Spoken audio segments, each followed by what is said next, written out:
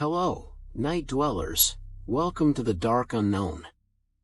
Put on your headphones, turn off the lights, and prepare yourself. Imagine this: you wake up in the middle of the night. The room is silent, drowned in shadows, but something feels wrong. You try to move, and you can't. Your chest feels heavy, the air won't flow, and in the corner of the room, a figure begins to take shape.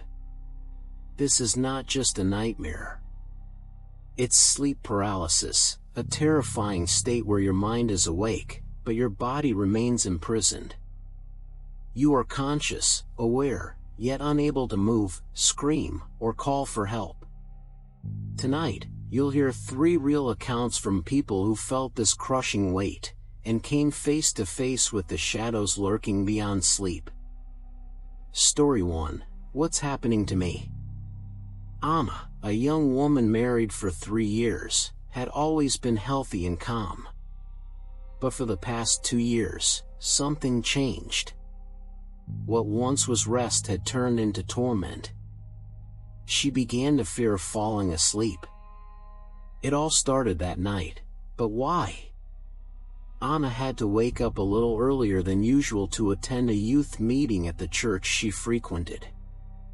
She was a devoted Christian, one of those who lived by the book, and her behavior was nothing short of admirable. She went through her morning routine just as expected. But at lunchtime, something strange happened. A déjà vu. Anna froze. That place felt odd. She thought, I've never been here before, and yet everything feels familiar. Events unfolded exactly as if she had already lived them. Confused, but unsettled, Anna went on with her day.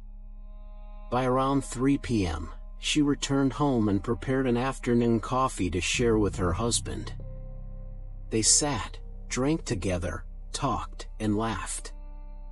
That night, exhausted, Anna went to bed. But hours later, she awoke, completely paralyzed. Her body was trapped, and the only thing she could move were her eyes. The room looked normal, yet a crushing pressure weighed down on her chest. The air turned dense, heavy. And then, she heard footsteps. Slow, dragging steps, approaching the bed. A chill raced down her spine. She wanted to scream for her husband, but no sound came out. That's when she saw it, in the corner of the room, a tall, dark figure, broad-shouldered, simply watching. Faceless. Expressionless. Just standing there. Each second, the shadow seemed closer, suffocating the air around her. Anna shut her eyes tightly, and when she finally managed to move again, everything had vanished. Shaken, she got up and went to the kitchen for a glass of water, her mind racing. She returned to the bedroom. It was empty, only her husband sleeping soundly. But the fear lingered. Anna lay back down, trying to convince herself it had all been a dream. She looked to the side. Her husband was breathing deeply, lost in sleep. The house was silent. But the silence wasn't natural. It was the kind of silence that felt alive. As if something was watching. Her breathing quickened, her heart pounded so loud she feared it would wake her husband. And then, once again, the weight pressed against her chest. Her eyes snapped open. The shadow was there, standing right beside the bed. Closer than ever. So close Anna swore she could feel its icy presence radiating into her skin. The shadow leaned in, as if peering straight into her soul. Then, a chilling whisper slid into her ear. You will never sleep peacefully again. Anna screamed inside, but no sound escaped. When she regained control of her body, it was already dawn. The room was empty. Her husband still slept, untouched by the horror that had unfolded. But Anna knew, this wasn't just a nightmare. That presence had entered her life. And there was no turning back. Story 2, He's Here. Lucas, a 22-year-old student, was used to pulling all-nighters. He didn't believe in anything supernatural. To him, sleep paralysis was nothing more than a trick of an exhausted mind. But one night changed his view forever. After hours in front of the computer, he finally drifted off. Only a short while later, he woke abruptly, but couldn't move. His entire body was frozen. Only his terrified eyes darted around the room. Everything seemed normal until he heard footsteps. Slow, dragging steps, as if someone was walking barefoot down the hallway. The sound grew closer and closer until it reached his bedroom door. Lucas tried to scream, but no voice came out. His heart pounded violently. Then, the doorknob turned. Slowly. The door creaked open on its own, revealing a hallway darker, far darker than usual. From the darkness, a whisper slithered into his mind. "I'm here." A shiver ran down his spine. He squeezed his eyes shut. In the very next instant, the paralysis was gone.